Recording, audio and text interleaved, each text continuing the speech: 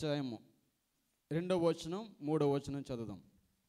పరమగీతాల గ్రంథము 2వ అధ్యాయము 2వ వచనం. బలురెక్కసి చెట్లలో వల్లి పద్మము కనబడినట్లు స్త్రీలలో నా ప్రియురాలు కనబడుచున్నది. అడవి వృక్షములలో జల్దరు వృక్షం ఎట్లున్నదో పురుషులలో నా ప్రియుడు అట్లు ఉన్నాడు.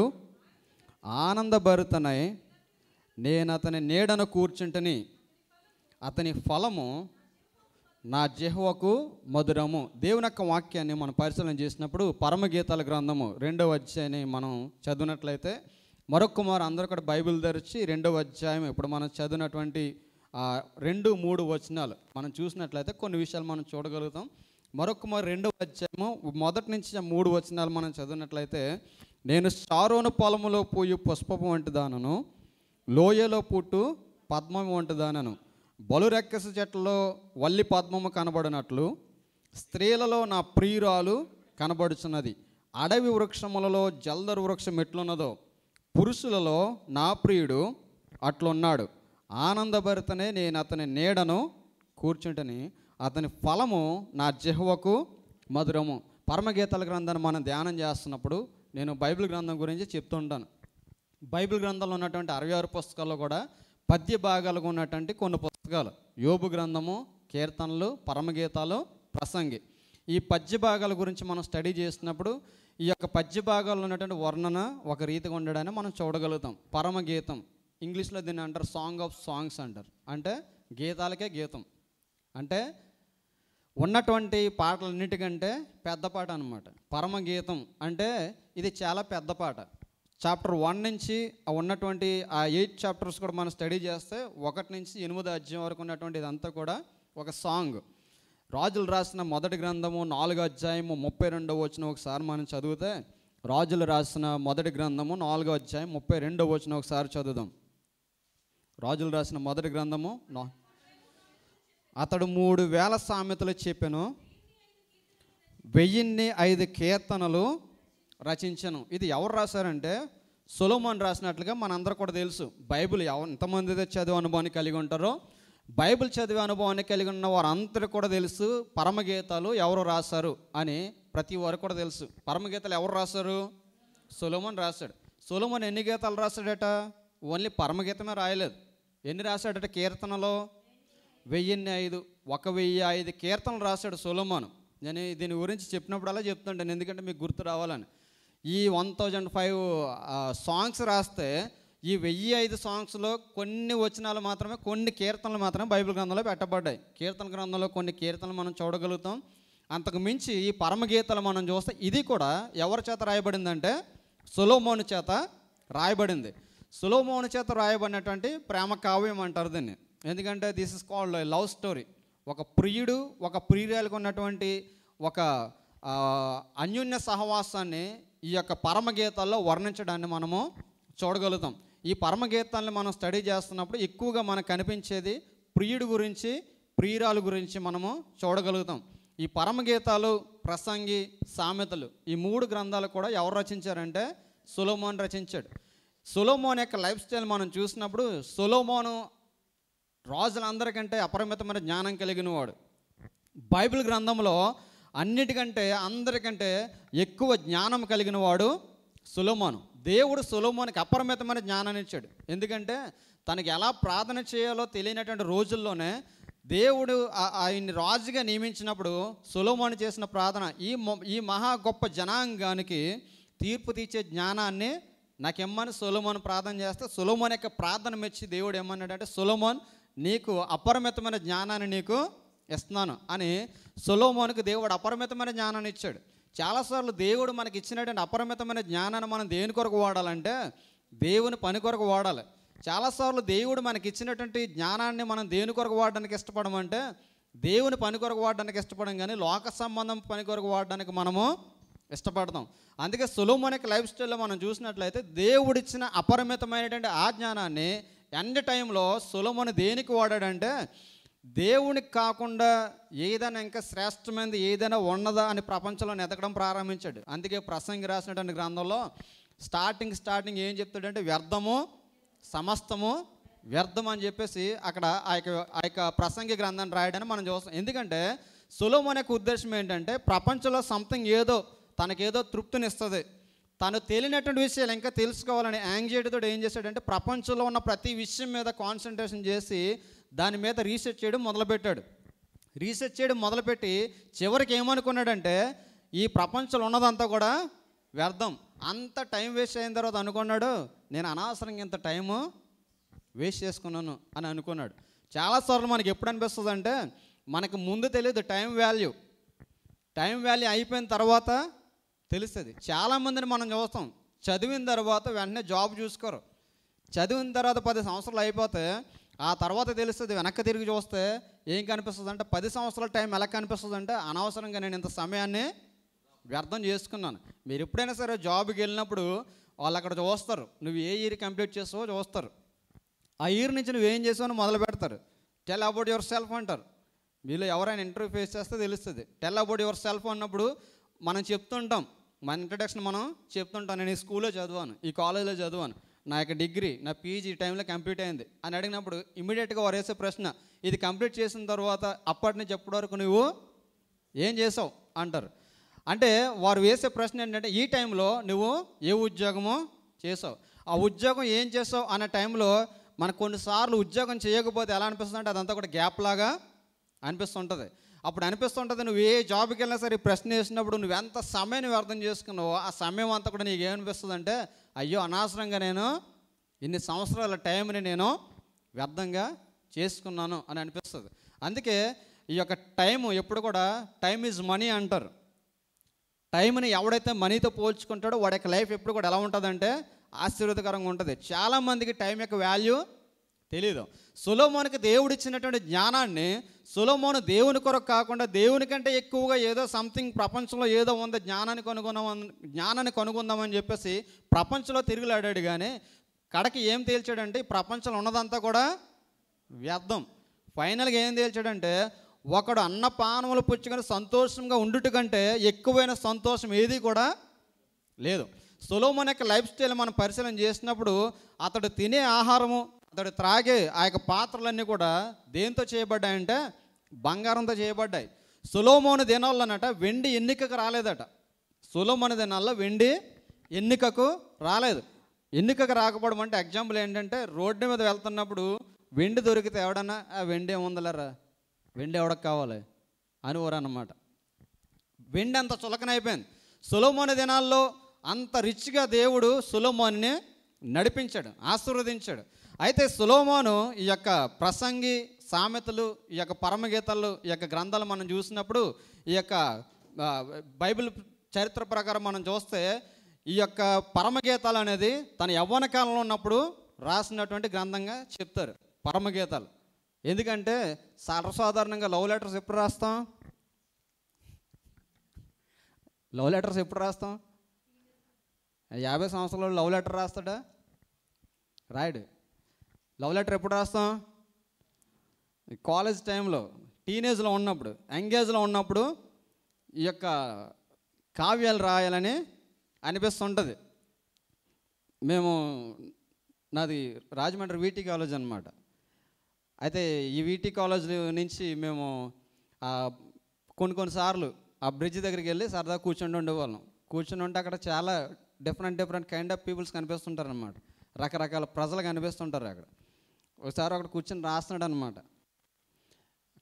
రాస్తున్నాడు వెళ్ళి కలిసాం అనమాట. కలిసినప్పుడు ఏంటి బ్రదర్ రాస్తున్నావు అంటే నేను ఒక పోయిటర్ని, నేను ఒక రచయితని అని ఒక కవిత రాస్తున్నాడు అనమాట. ఇది నా ప్రేమికురాల కోసం నేను రాసినటువంటి కవిత అన్నాడు. అది నాకు ఎప్పుడు గుర్తుంది, ఎందుకంటే అతను ఉపయోగించినటువంటి ప్రాస అనమాట. దాంట్లో ఏమని రాశాడంటే పూసింది గులాబీ పువ్వు ప్రియ దానికంటే బాగుంది నీ నవ్వు. ఏంటంటే పూసింది గులాబీ పువ్వు దానికంటే బాగుంది నీ నవ్వు, అందుకే తెలిసింది నాకు లవ్వు. ఏంటి? అందుకే తెలిసింది నాకు లవ్వు, ప్రేమతో ఇస్తాను నీకు పువ్వు. ఇది నేను ఎందుకు చెప్తున్నానంటే అది ఊహవానాలి మీరు. అంటే ఆ ఏజ్ పీరియడ్లో ఏమనిపిస్తుంది అంటే మనకి ఏదో ఒక కావ్యం రాయాలని I'm talking about age period అనమాట. ఇప్పుడు సొలొమోను యవ్వన కాలంలో ఉన్నప్పుడు రాసినటువంటి సందర్భం ఇది పరమగీతాలు. తనంతా కూడా అయిపోయిన తర్వాత లైఫ్ స్టైల్ అంతా కూడా రీసెర్చ్ చేసిన తర్వాత ఇక ఏమీ కూడా లేదు. తన ఎక్స్పీరియన్స్లో నుంచి యంగ్స్టర్కి ఒక సబ్జెక్ట్ ఇచ్చి ఆ సబ్జెక్ట్లో నుంచి ఏం చెప్తాడంటే ప్రసంగి గ్రంథంలో యంగ్స్టర్స్ అని మీరంతా కూడా ఈ ప్రపంచంలో ఎంత తిరిగినా ఏం చేయాలనుకున్నా గాడ్ శాశ్వతం తప్ప ఈ ప్రపంచంలో ఏది కూడా శాశ్వతం కాదు అని ప్రసంగిలో చెప్తాడు. సామెతల గ్రంథంలో మనం చూస్తే తన మధ్య వయస్సులో ఉన్నప్పుడు తన ఎక్స్పీరియన్స్ నుంచి రాసినటువంటి గ్రంథము సామెతలు. తన యవ్వన కాలంలో ఉండగా తను పరిశోధించి విశ్లేషించి తెలుసుకున్నటువంటి ప్రతి విషయాన్ని కూడా సామెతల గ్రంథంలో అతడు తెలియజేస్తున్నట్లుగా మనము చూస్తాం. అంటే everything has been written from his experience అనమాట. తన యొక్క ఎక్స్పీరియన్స్లోంచి రాసినటువంటి పత్రికలు ఇవన్నీ కూడా, గ్రంథాలు ఇవన్నీ కూడా. అందుకే సామెతలు మనం చదువుతున్నప్పుడు యవనస్తుల గురించి చాలా క్లియర్గా చెప్తాడు, స్త్రీల గురించి చాలా క్లియర్ కట్గా చెప్తాడు. ఏ స్త్రీ ఎలా ఉంటుంది, స్త్రీ యొక్క హావభావాలను ఎలా కనిపెట్టగలవు. నేను చాలాసార్లు చెప్తుంటాను ఎందుకు స్త్రీల గురించి అంత ఖచ్చితమైన ఉపదేశం సొలొమోను ఇవ్వగలిగాడంటే సొలొమోనుకి స్త్రీలతో ఉన్నటువంటి ఎక్స్పీరియన్స్ అటువంటిది. ఒకరిద్దరు కాదు, 1000 మందితో ఉన్నవాడు హావభావాలు ఎలా ఉంటాయి, ఏ స్త్రీ యొక్క క్యారెక్టర్ ఎటువంటిదో చాలా ఈజీగా అనలైజ్ చేసి చెప్పగలరు. అందుకని నేను చెప్తాను, సామెతల గ్రంథం ఏ యవనస్తుడైతే చదువుతాడో ఆ యవనస్తుడికి ప్రతిదీ కూడా తెలుస్తుంటుంది. సామెతల గ్రంథం మనం చదివే ఎక్స్పీరియన్స్ మనం కలిగి ఉన్నప్పుడు ఎవరి దగ్గర ఎలా ఉండాలన్నది మనకే తెలుస్తుంది. అందుకని నేను చాలాసార్లు చెప్తుంటాను, ఈ సామెతల గ్రంథం ఎవడైతే చదువుతాడో నువ్వు మార్కెట్లో ఎలా నడుచుకోవాలి, నీ స్కూల్లో ఎలా నడుచుకోవాలి, సొసైటీలో నువ్వు ఎలా మాట్లాడాలి, నీ ఫ్యామిలీలో నువ్వు ఎలా మాట్లాడాలి అన్నీ కూడా చెప్తాడు. అంతకు మించి అందులో ఉన్నటువంటి కొన్ని రకాల స్త్రీల గురించి కూడా చెప్తాడు. ఎన్ని రకాల భార్యల గురించి చెప్తాడంటే అందులో మనకు తెలిసి ఒకే రకమైన భార్య గురించి మనకు తెలుస్తుంది. కానీ అందులో సామెతల గ్రంథంలో ఎన్ని రకాల భార్యల గురించి చెప్తాడంటే భార్యలో ఉన్నటువంటి లక్షణాలు ఎలా ఉంటాయి, కొన్ని క్యారెక్టర్స్ గురించి సొలొమోను చెప్పడాన్ని మనము చూడగలుగుతాం. ఈ పరమగీతాలకు వచ్చేసరికి ఈ పరమగీతాల్లో సొలొమోను తన యవ్వన కాలంలో ఉండగా రచించినటువంటి గ్రంథముగా మనము చూడగలుగుతాం. నేను చాలాసార్లు చెప్తుంటాను, ఎంతమందికి మీలో గుర్తుందో మనకు తెలియదు. కానీ నేను కొన్ని వారాల క్రితం చెప్పాను ఈ స్టోరీ, ఇంట్రడక్షన్ చెప్పి నేను ముగించేసాను, దాన్ని కంటిన్యూ చేయలేదు. కానీ సమయం లేక ఎంతమంది గుర్తుందో నాకు తెలియదు. కానీ ఈ యొక్క పరమగీతాల గ్రంథం ఎప్పటి వరకు చదవకపోతే ఇది చెప్పిన తర్వాత మీరు చదివితే అర్థమవుతుందని ఒక స్టోరీ చెప్పాను నేను. ఎంతమంది గుర్తుందో నాకు తెలియదు. ఆ తర్వాత శ్రీనివాస్ గారు నాకు చెప్పారు, ఆయనకు గుర్తుంది. ఎందుకంటే నాకు ఫోన్ చేసి కూడా అడిగారు ఇప్పుడు నాకు గుర్తుందండి అని చెప్పేసి. సో పరమగీతాల గ్రంథాన్ని మనం పరిశీలన చేయగలిగినట్లయితే పరమగీతాల గ్రంథాన్ని మనం స్టడీ చేస్తే మనకు అర్థం కాదు. పరమగీతాల గ్రంథం అనేది this is called love story, ఒక ప్రేమ కావ్యం. ఈ ప్రేమ కావ్యంలో ఒక యవనస్తుడు ఒక యవనస్తురాన్ని ప్రేమిస్తాడు. నేను మరలా స్టోరీ చెప్తున్నాను. పరమగీతాల్లో ఉన్నటువంటి 8 చాప్టర్స్లో ఉన్నటువంటి ఈ యొక్క సారాంశం సమ్మరీ ఏంటంటే పరమగీతాల గ్రంథంలో ఒక యవనస్తుడు ఒక యవనస్తురాలు ఇద్దరు ప్రేమలో పడతారు. ఇద్దరు ప్రేమలో పడిన తర్వాత వారి ప్రేమ సక్సెస్ అవుతుంది అనమాట. వీరి యొక్క ప్రేమ కావ్యాన్ని సొలొమోను తన గ్రంథంలో వివరిస్తాడు. అదేంటంటే తన సహోదరుల చేత వెలివేయబడిన ఒక అమ్మాయి, తన గృహంలో నుంచి వెలివేయబడిన అమ్మాయి, ఆ అమ్మాయిని ఏం చేస్తారంటే తీసుకెళ్ళి ద్రాక్ష తోటకు కావలిగా పెడతారు. ఈ ద్రాక్ష తోటకు కావలిగా పెట్టినటువంటి ఈ అమ్మాయి ఈ ద్రాక్ష తోటను కావలి కాస్తూ పగలంతా కూడా ఎండకు ఎండిపోతుంటుంది. తన యొక్క సౌందర్యం అంతా కూడా ఏమైపోద్ది అంటే నల్లగా అయిపోద్ది. బయట ద్రాక్ష తోటకు కావలి కాస్తున్నటువంటి అమ్మాయి ఏమవుతుందంటే తన యొక్క శరీర సౌందర్యం అంతా కూడా ఏమవుతుంది, నల్లగా అయిపోద్ది. నల్లగా అయిపోవడం వల్ల ఆమెనందరూ కూడా చిన్న చూపు చూడడం మొదలుపెట్టారు. అంటే ఇంట్లో ఉన్న ఈ అమ్మాయిని తన సహోదరులు బయటకు తోలివేయడం వల్ల ద్రాక్ష తోటకు కావలిగా పెట్టడం వల్ల ద్రాక్ష తోటను కావలిగా కాస్తుంది. పురుషులు ద్రాక్ష తోట కావలి కాస్తే అర్థం ఉంటుంది, కానీ స్త్రీ ఇక్కడ ద్రాక్ష తోటగా కావలి కాస్తుంది. అయితే ఈ ద్రాక్ష తోటకు కావలిగా కాస్తున్న అమ్మాయికి అక్కడ చుట్టుపక్కల ఒక అబ్బాయి పరిచయం అవుతాడు. ఆ అబ్బాయి ఏం చేస్తాడంటే గొర్రెలు కాసుకుంటాడు, మంద కాసుకుంటాడు. అనగా ఒక పశువుల కాపరి అనుకుందాం. ఈ అమ్మాయి ఏమో ద్రాక్ష తోట కావలి కాస్తుంది, అబ్బాయి ఏమో పశువుల కాపరి. వీళ్ళిద్దరు కలుసుకున్నారు. వీళ్ళిద్దరూ కలుసుకుని ప్రేమలో పడ్డారు. ప్రేమలో పడిన తర్వాత కొన్ని సంవత్సరాలు వీరి యొక్క ప్రేమ అంతా కూడా కొనసాగింది. కొన్ని సంవత్సరాల తర్వాత ఏం జరిగిందంటే సడన్గా పరిచయమైన ఈ అబ్బాయి మిస్ అయిపోయాడు. పశువులు కాసుకున్నటువంటి ఈ అబ్బాయి మిస్ అయ్యాడు. ఆ అమ్మాయి కనిపించకుండా పోయాడు. ఆ అమ్మాయికి ఉన్నటువంటి ఒకే ఒక్క హోప్ ఎవడంటే ఈ అబ్బాయి.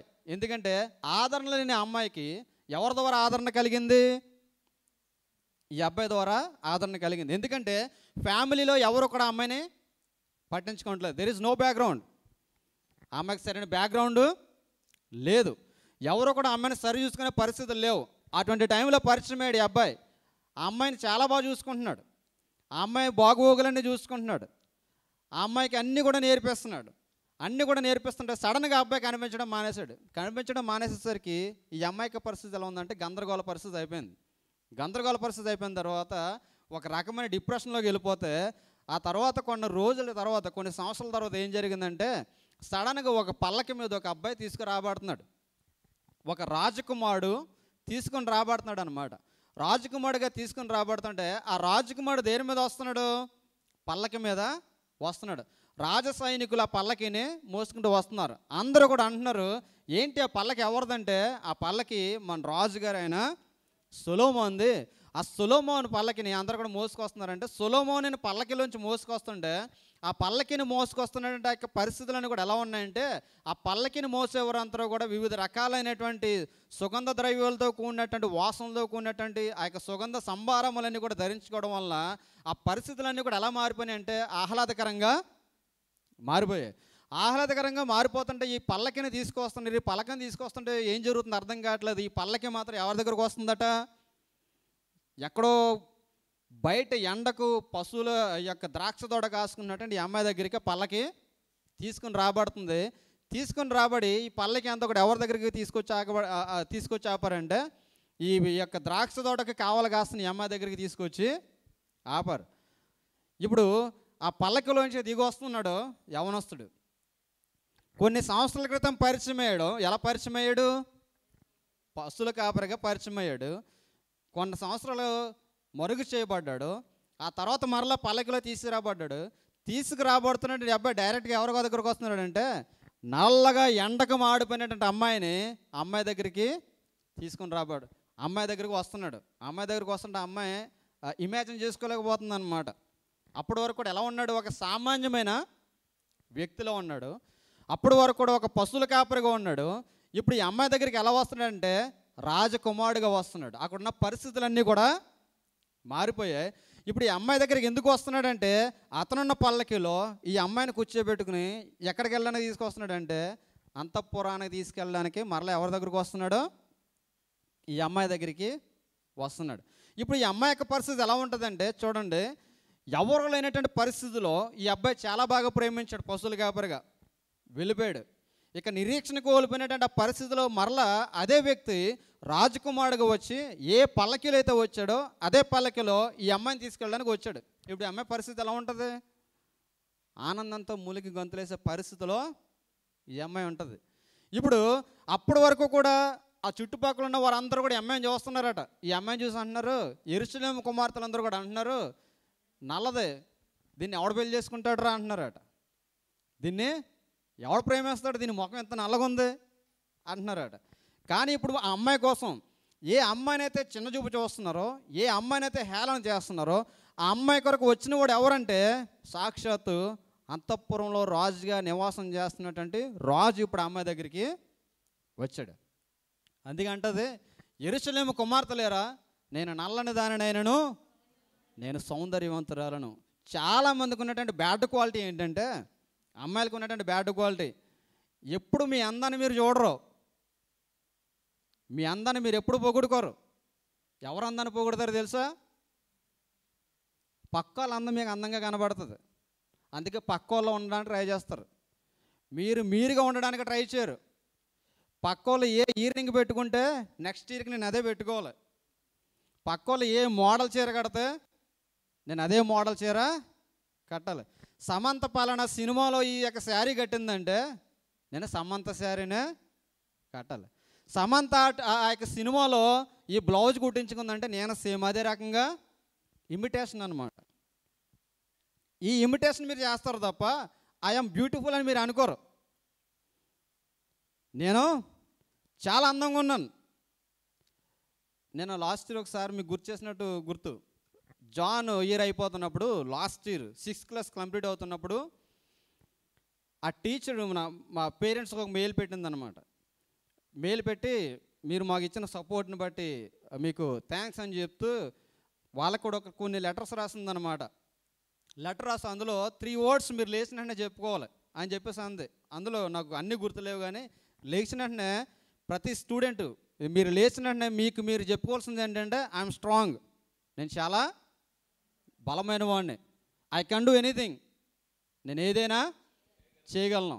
అద్దం ముందు నుంచో ఐఎమ్ సో బ్యూటిఫుల్ అని చెప్పుకోవాలట. ఏం చెప్పుకోవాలి?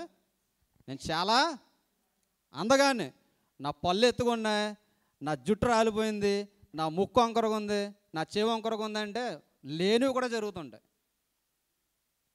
మీకు మైకేల్ జాక్సన్ కోసం తెలుసో లేదో, ప్రపంచాన్ని గడగడలాడించిన, తన పాప్ డ్యాన్స్తో గడగడలాడించిన మైకేల్ జాక్సన్ మనం చూస్తే చచ్చిపోయినప్పుడు ముక్కు లేదట అతనికి. చచ్చిపోయినప్పుడు ముక్కు కనుగోలే. వాట్ ఇస్ ద రీజన్ అంటే, అతడు ఇచ్చే ప్రతి షోకి అతడు డిజైన్ చేసుకునే ఆ యొక్క వస్త్రధారణ కాస్ట్యూమ్స్కి అనుగుణంగా తన ముక్కుని ఏం చేసుకున్నాడు అంటే ప్లాస్టిక్ సర్జరీ చేయించుకునేవాడు. 13 సర్జరీలు చేయించుకున్నాడు అండి ముక్కుకి. ఎన్ని సర్జరీలు? 13 సర్జరీలు చేయించుకున్నాడు. చనిపోయే టైంకి ఏం లేదంటే ముక్కు లేదు. లేని దానికోసం ఎప్పుడు ప్రయాసపడకండి, ఉన్నదాంతో మనం సాటిస్ఫై అవ్వాలి. పౌలు అదే అంటాడు కొరింథీయులకు రాసిన పత్రికలో, దేవుడు మనకిచ్చిన ప్రతీది కూడా సౌందర్యం, మన అవయవాలకి మించిన సౌందర్యమైనది ఏది కూడా లేదు. స్త్రీలకు చెప్తాడు, మీ యొక్క హెయిర్ మీకు ఎలా ఇవ్వబడ్డది తెలుసా? బయట చింగుగా ఇవ్వబడ్డది. ఎలాగిచ్చాడంటాడు? మీకు బయట చింగుగా ఇవ్వబడ్డది. మీ హెయిర్ తీసుకోండి, ఫ్రంట్కి వేసుకోండి, ఫాల్ చేసుకోండి, ఎంత బ్యూటిఫుల్గా ఉంటారు. మనకు ఉన్నదాన్ని విడిచిపెట్టి పక్క దానికి మనం ఎప్పుడు కూడా చూస్తుంటాం. ఈ యొక్క యెరూషలేము కుమార్తెలందరూ కూడా ఈ అమ్మాయిని చిన్న చూపు చూస్తుంటే ఈ అమ్మాయి ఏం చేయాలి?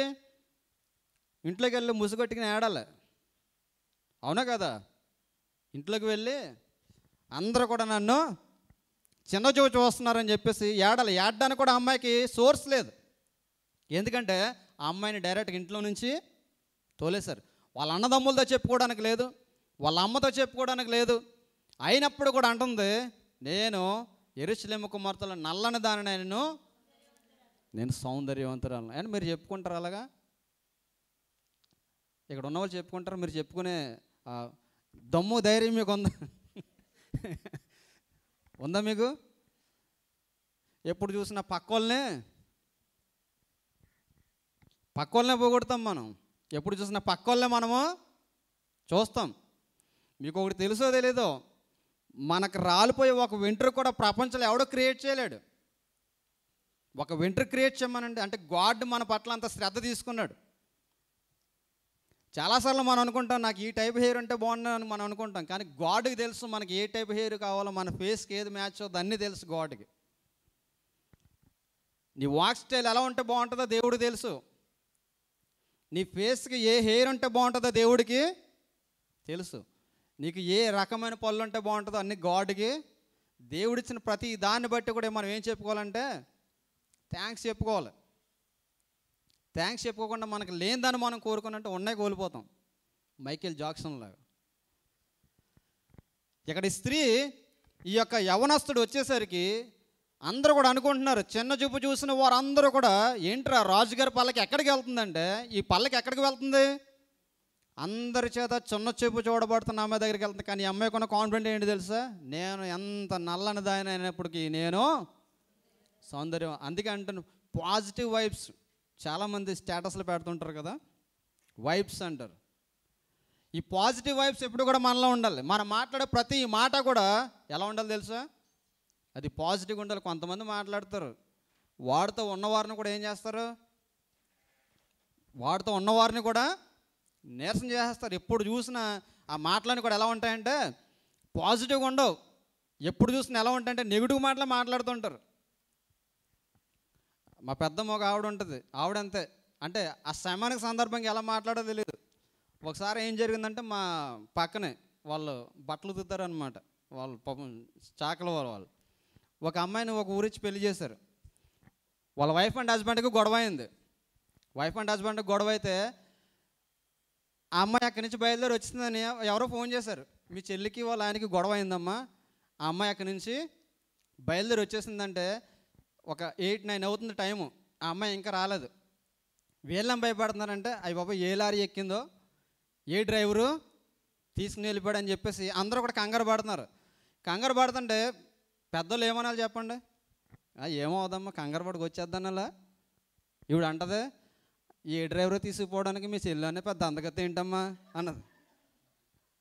ఏముంది, డ్రైవర్ తీసుకెళ్ళిపోవడానికి మీ చెల్లి పెద్ద అందగత్త అంటే ఒకేసారి అక్కడ ఉన్న వాళ్ళందరూ కూడా షాక్ అయ్యి అవతల ఏం మాట్లాడుతున్నాం అంటే మనం మాట్లాడే ప్రతి మాట కూడా ఎలా ఉండాలి? పాజిటివ్గా ఉండాలి. ఎదుటివారిని బాధపరిచే రీతిగానే, ఎదుటివారిని డీగ్రేడ్ చేసే రీతికి ఎప్పుడు కూడా మన మాటలో ఉండకూడదు. ఇప్పుడు ఈ అమ్మాయి దగ్గరికి రాజు వచ్చి తీసుకువెళ్ళి పలకలు తీసుకెళ్ళడానికి వచ్చాడు. ఇది నా కాన్సెప్ట్ కాదు కానీ బేసిక్ నేను చెప్తున్నాను. ఇప్పుడు ఈ 2వ చాప్టర్కి వచ్చేసరికి, ఈ చాప్టర్ వైజ్ మనం స్టడీ చేయాలంటే చాలా టైం పడుతుంది. ఈ 2వ చాప్టర్ మనం వచ్చేసరికి 2వ చాప్టర్లో మనం చూస్తే ఈ అమ్మాయి ప్రియురాలుగా ఉన్నటువంటి ఈ అమ్మాయి తన గురించి చెప్పుకున్నటువంటి మాట ఏంటి తెలుసా? నేను షారోను పొలంలో పోయు పుష్పము వంటి దానను, లోయలో పుట్టు పద్మము వంటి దానను. ఇప్పుడు ప్రియుడు యేసుక్రీస్తు వారికి సాదృశ్యం అయితే ప్రియురాలు ఎవరికి సాదృశ్యం? సంఘానికి సాదృశ్యం. ఇప్పుడు ప్రియురాలు పని ఏంటంటే, ప్రియురాలు ఏం చేస్తుంది బయట? ప్రియురాలు ఏం చేస్తుంది బయట? ద్రాక్ష తోట కావలు కాస్తుంది. ప్రియురాలు యొక్క డ్యూటీ ఏంటంటే ద్రాక్ష తోట కావలు కాయడం. అనగా ప్రియురాలుగా నువ్వు ఉంటే, ప్రియురాలు దేవుని సంఘం అయితే దేవుని సంఘం ఉన్నటువంటి ప్రియురాల పని ఏంటంటే సంఘాన్ని చూసే బాధ్యత అంతా కూడా ఎవరిది? ప్రియురాలు. అనగా నీవు ఎలాగైతే అక్కడ అమ్మాయి షోలమ్మతి ఎలాగైతే దేవుని యొక్క ద్రాక్ష తోటను ఎలాగైతే కావలు కాస్తుందో, నీవు నేను కూడా దేవుని పనులు ఎలా ఉండాలంటే దేవుని పనిని మనం సాగు చేసే అనుభవం మనము కలిగి ఉండాలి. ఇది స్పిరిచువల్ లీడింగ్ అన్నమాట. ఇది మన ఆత్మీయ సంబంధమైనటువంటి జీవితానికి అన్వయింపజేసుకోవాలి. ఏంటంటే అక్కడ ఆ అమ్మాయి ద్రాక్ష తోటని కావలు కాస్తుంటే ఆ అమ్మాయికి ప్రతినిధిగా ఉన్నటువంటి సంఘం అనే నీవు నేను కూడా ఏం చేయాలట? దేవుని సంఘం పట్ల ఎలాగైతే ఆ అమ్మాయి నిబద్ధతతో పనిచేస్తుందో మనం కూడా ఏం చేయాలి? అంత నిబద్ధతతో పనిచేయాలి. ఆ పని చేస్తున్నప్పుడు మన సౌందర్యం అంతా కూడా ఏమవుతుంది? కోల్పోతాం. దేవుని పని చేస్తున్నప్పుడు మన సౌందర్యాన్ని మనము కోల్పోవాల్సి వస్తుంది. మన కుటుంబస్తులు మనల్ని వెలేస్తారు, మన బంధువులు మనల్ని విడిచిపెడతారు. అయినప్పుడు కూడా మనం ఏం చేయాలి? ఎందుకు నా జీవితం ఇలాగే అయిపోయింది, ఎందుకు నా జీవితం ఇలాగే అయిపోయిందని మనం అనుకోవడానికి వీలు లేదు. మనం ఎలా ఉండాలి? దేవుని కొరకు ఎప్పుడు కూడా ఎలా ఉండాలంటే ఒక శ్రేష్టమైన పాత్రగా మనం ఉండాలి. ఇప్పుడు ఈ ప్రియురాలు ఆ ప్రియుడైనటువంటి పశువుల కాపరితో ప్రేమలో ఉన్నంతసేపు వాళ్ళిద్దరు ప్రేమ జీవితం చాలా అందంగా కొనసాగింది. అయితే ఈ ప్రియుడు కొన్నాళ్ళు విడిచి వెళ్ళిపోయిన తర్వాత ఈ అమ్మాయి ఏమనుకుందంటే నిరీక్షణ కోల్పోయింది. మరలా ప్రియుడు వచ్చాడు.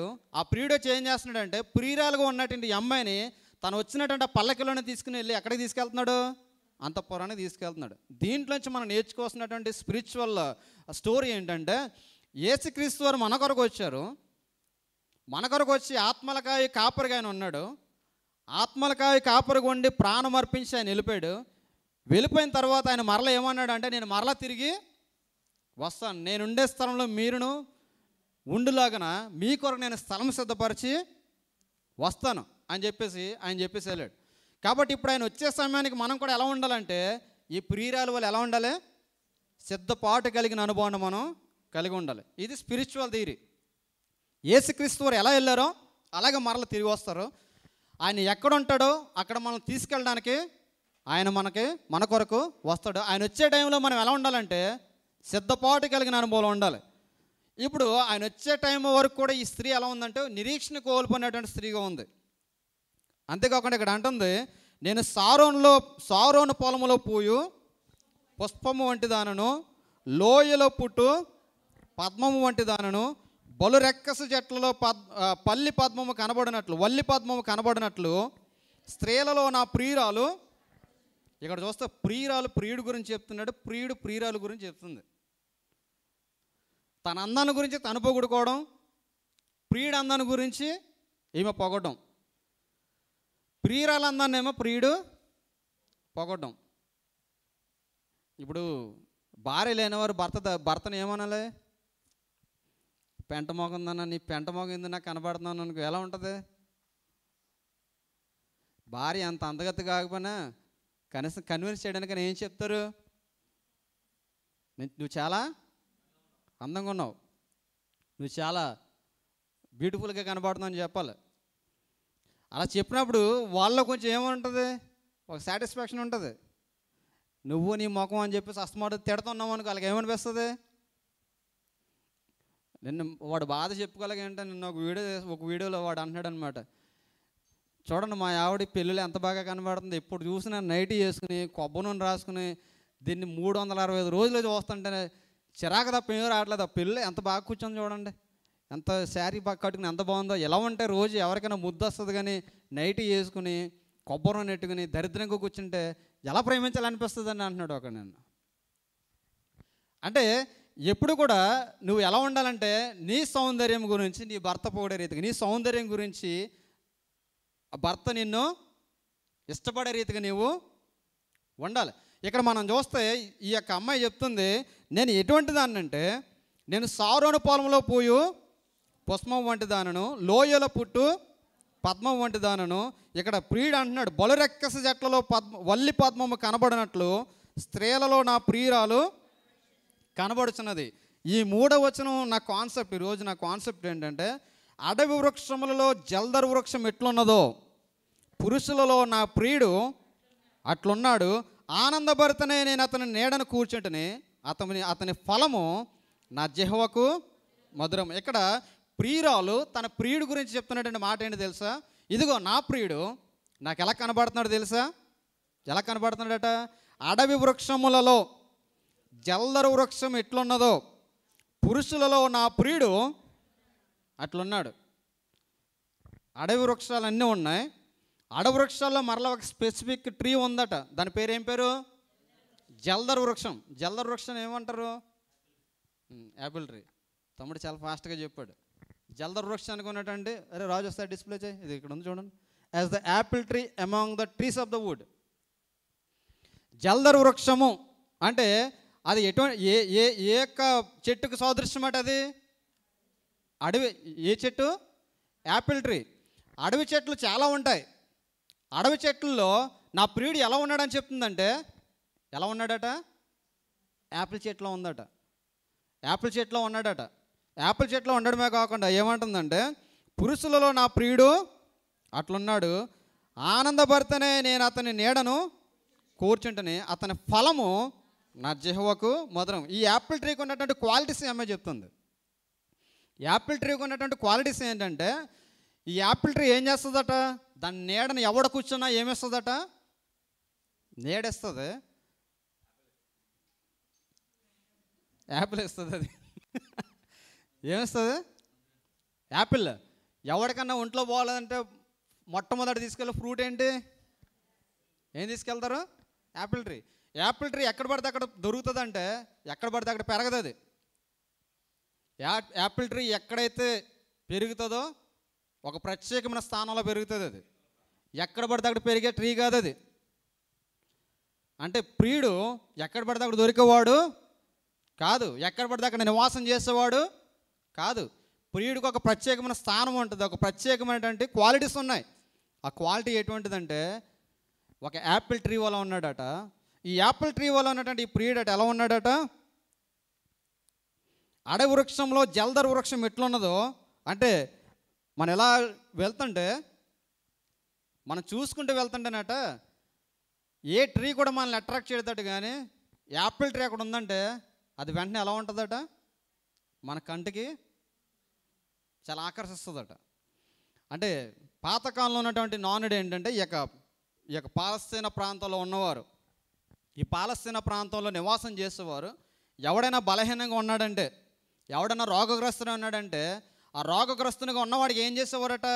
ఈ యాపిల్ ట్రీకి ఉన్నటువంటి చెట్టుకు ఉన్నటువంటి ఆ యొక్క కొమ్మలు తీసుకొచ్చి అతని చేతిలో పెట్టడం కానీ, ఈ యాపిల్ని కానీ చేతిలో పెట్టడం కానీ చేస్తే, ఈ యాపిల్కి ఉన్నటువంటి యొక్క సువాసన ద్వారా అతను చాలా ఏమయ్యేవాడట, ఆ ఉన్నటువంటి సువాసన అంతా కూడా పీల్చుకొని ఆ యొక్క బలహీనతల నుంచి విడుదల పొందే అనుభవాన్ని కలిగి ఉండేవాడట.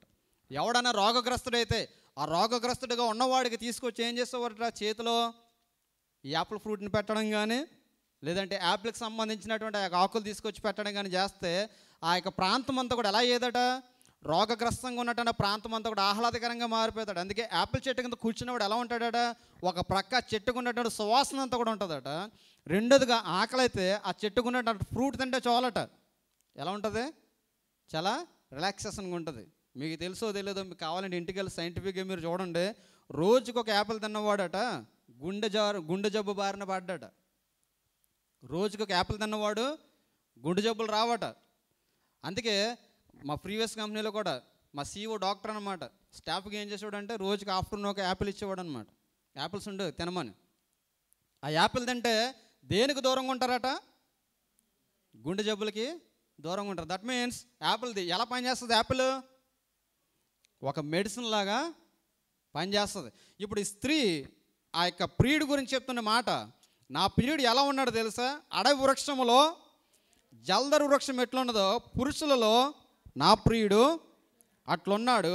ఆనందభరితనే నేను అతని నీడను కూర్చుంటిని, అతని ఫలము నా జిహ్వకు మధురము. ఆ ఫ్రూట్ ఎలా ఉంటుందట, జిహ్వకు మధురం. అంటే జిహ్వ అంటే ఏంటి, లోపల ఉంటుంది చూసారా, ఏదో తినాలనే కోరిక. చాలామంది చూస్తాం, ఎరా నీకు ఏం కావాలరా, జ్వరం వచ్చింది కదా అంటాడు. ఏమంటాడు, నాకు మటన్ కేమే కావాలంటాడు. మటన్ కేమ ఎందుకు కావాలంటాడు, తినాలనే కోరిక ఎక్కడుంది, ఎక్కడో జిహ్వలో ఉంటుంది. జిహ్వ అంటే లోపల ప్రాణం కోరుకుంటా చూసారా. ఇండియాలో ఉన్న వాళ్ళని అడగండి, అమ్మ నీకు ఏం కావాలని అడిగితే చెప్తారు. ఏమంటారు, ఇక్కడి నుంచి ఇండియా వెళ్తున్నప్పుడు అమ్మ నీకు ఏం కావాలంటే చాలామంది చెప్తారు, నాకు ఇది కావాలి అది కావాలని. ఆ కోరిక వాళ్ళకి ఎక్కడి నుంచి వస్తుందంటే జిహ్వలోంచి వస్తుంది, ఎక్కడో లోపల నుంచి వస్తుంది. ఇప్పుడు అంటే యాపిల్ ఫ్రూట్ తినవాడికి ఆ కోరిక ఎక్కడి నుంచి వస్తుందట, ఆ యొక్క తినే ఆ కోరిక ఎప్పుడైతే తింటాడో అది ఎలా ఉంటుందట, జిహ్వకు మధురంగా ఉంటుందట.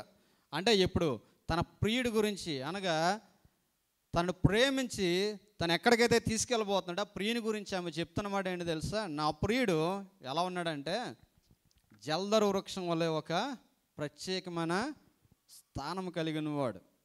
ఈ జల్దరు వృక్షం ఎలా ఉంటుందంటే ఒక ప్రత్యేకమైన వసతి కలిగిన వృక్షంగా ఉంటుంది. ఇది ఎక్కడ పడితే అక్కడ దొరికేది కాదు. ఈ జల్దరు వృక్షంగా ఉన్నటువంటి క్వాలిటీ వేరు. ఈ యొక్క జల్దరు వృక్షం వంటి క్వాలిటీ కలిగిన ప్రియుడు ఎవరికైతే దొరుకుతాడో వారు చాలా అదృష్టవంతులు, అవునా కదా. ఇటువంటి క్వాలిటీ కలిగిన వారు అంటే ఇప్పుడు తాడి చెట్టు ఎక్కడ పడితే అక్కడ దొరుకుతుందండి. తాడి చెట్టు దొరకడం పెద్ద గొప్ప ఏముంది, అవునా కదా. జల్దరు వృక్షం అంటే మనకు తెలుసు సీజన్ ఫ్రూట్ ఇది. ఇక్కడంటే మనకు అన్ని రకాల ఫ్రూట్స్ మనకు దొరుకుతాయి. ఇది కొన్ని ప్రాంతాల్లో ఇండియాలో దొరుకుతుంది. ఇది చాలా ప్రత్యేకంగా శ్రద్ధ తీసుకోవాలి దీనికి. దాన్ని వేసిన దగ్గర నుంచి అది ఫ్రూట్గా వచ్చే వరకు కూడా చాలా ప్రత్యేకమైన శ్రద్ధ ఈ యొక్క చెట్టుకు అవసరం. ఇప్పుడు ఇటువంటి చెట్టును కలిగినటువంటి క్వాలిటీ కలిగినటువంటి ప్రియుడు ఎవరికో కానీ దొరకడు, కానీ మనకు మాత్రం ఫ్రీగా దొరకడు. దేవునికి స్తోత్రం కలుగును గాక. మన దగ్గరకు వచ్చి మనల్ని తన విందుశాలకు తీసుకెళ్లే ప్రియుడు ఎటువంటి క్వాలిటీ కలిగిన వాడు తెలుసా, అందరి వల్ల సామాన్యమైన క్వాలిటీ కలిగిన వాడు కాదట. ఎటువంటి క్వాలిటీ కలిగిన వాడు, జల్దరు వృక్షం వంటి క్వాలిటీ కలిగిన వాడు. ఈ జల్దరు వృక్షం వంటి క్వాలిటీ కలిగిన వాడు కనుక ఈ స్త్రీ అంటుంది, నా ప్రియుడు అందరి వంటి వాడు కాదు. తన లవర్ గురించి చెప్తున్నటువంటి మాట, నా ప్రియుడు అటువంటి వాడు అందరి వంటి వాడు కాదు. నా ప్రియుడు ఎటువంటి వాడు అంటే, ఇది నా ప్రియుడు ఒక జల్దరు వృక్షం, ఒక యాపిల్ చెట్టులో వంటి వాడు. యాపిల్ చెట్టు కింద పడుకుంటే కష్టాన్ని అంతా కూడా మర్చిపోతాం. యాపిల్ ఫ్రూట్ తింటే ఆకలినంతా కూడా మర్చిపోతాం. ఈ యొక్క యాపిల్ యొక్క సౌందర్యం, యాపిల్ యొక్క మధురం అంతా కూడా అక్కడున్న పరిస్థితులన్నీ కూడా ఏం చేస్తూ ఉంటుందంటే మార్చేస్తుంది. నా ప్రియుడు అటువంటి వాడు, అటువంటి ప్రియుని నేను కలిగి ఉన్నాను. నా ప్రియుడికి ఉన్నటువంటి క్వాలిటీస్ అటువంటి క్వాలిటీస్. అందుకే అక్కడ మనం చూస్తే క్రింద ఏమంటుంది, అతడు నన్ను విందుశాలకు తోడుకొని పోయాను. ఏం చేశాడట? ప్రియుడు వచ్చి ఎక్కడ తీసుకెళ్ళాడట? విందుశాలకు ప్రియురాల్ని తోడుకుని వెళ్ళాడు. అనగా ప్రియురాల్ని తీసుకుని వెళ్ళి ట్రీట్ ఇస్తున్నాడు అన్నమాట. ప్రియురాల్ని తీసుకుని వెళ్ళి ఏమేస్తున్నాడో ట్రీట్ ఇస్తున్నాడు. విందుశాలకు అనగా భోజనశాలకు తీసుకెళ్ళి ఏం చేస్తున్నాడట? భోజనం, పెండ్లి విందు అంటారు దీన్ని. భోజనశాలకు తీసుకెళ్ళి భోజనం పెడుతున్నాడు. అక్కడ మనం చూస్తే, నేను సారోను లోయలో పూయు పుష్పం వంటి దానిని, మన బ్యూటీనెస్ని మనం ఏం చేయాలంటే ఎప్పుడు కూడా ప్రియుడి ఎదుట మన బ్యూటీనెస్ని మనం ఏం చేయాలి? పొగుడుకోవాలి. మన బ్యూటీనెస్ని మనం పొగుడుకోవాలి. ఇప్పుడు నేను అంత అందంగా ఉన్నాను, ఇంత అందంగా ఉన్నాను కాదు. ప్రార్థన చేసినప్పుడు దేవుని దగ్గర మనం ఎప్పుడు కూడా ఏం చేయాలి? మనదంతా కూడా దేవుని యొక్క సన్నిధిలో ఒప్పుకునే అనుభవం మనము కలిగి ఉండాలి. ఇక్కడ ప్రియుడు కూడా చెప్తున్నటువంటి మాట ఆమె ఎలా ఉందట? బలు రెక్కస చెట్లలో వల్లి పద్మము కనబడినట్లు స్త్రీలలో నా ప్రియురాలు నిన్ను చూసినప్పుడట ఎలా ఉండాలట? అలా స్కాన్ చేసిన వెంటనే ఎలా కనిపించాలంట? వల్లి పద్మము కనబడినట్లు. అనగా ఒక సన్నజాజి కనపడతా చూసారా? సన్నజాజి, విరజాజి వలె, ఒక లిల్లీ వలె మనం ఎలా కనిపించాలట? లిల్లీ ఏం చేస్తుంది? లిల్లీకి ఉన్న క్వాలిటీ ఏంటి చెప్పండి? లిల్లీ ఏం చేస్తుంది? సువాసన ఇస్తుంది. ఎప్పుడైతే సువాసన ఇస్తుందో వెంటనే అట్రాక్ట్ చేస్తాం మనం. సువాసన ఏం చేస్తుంది చెప్పండి? అట్రాక్ట్ చేస్తుంది. మీరు చూసే ఉంటారు, అడ్వర్టైజ్మెంట్ చూసి ఉంటారు. చిన్నతనంలో వచ్చేది కదా, వాడు ప్రయాణం చేస్తుంటాడు, ఇలాగ హ్యాంగ్ అవుతుంటే చెమట వాసన వస్తుంటుంది, అందరు కూడా పారిపోతుంటారు. రెగ్జోనా రాసుకుంటారు. రెగ్జోనా రాసుకుంటే అందరు కూడా ఏం చేస్తారు? వాడు చుట్టూ చేరతారు. ఫ్రాగ్రెన్స్ ఏం చేస్తుంటుంది? అట్రాక్ట్ చేస్తుంది. మీరు ఎందుకు పెర్ఫ్యూమ్ యూజ్ చేస్తారు? యంగ్స్టర్స్ ఎందుకు పెర్ఫ్యూమ్ యూజ్ చేస్తారు చెప్పండి? అట్రాక్ట్ చేయడానికి. ఈ యొక్క అమ్మాయి ఉందట, ఎలా ఉందట?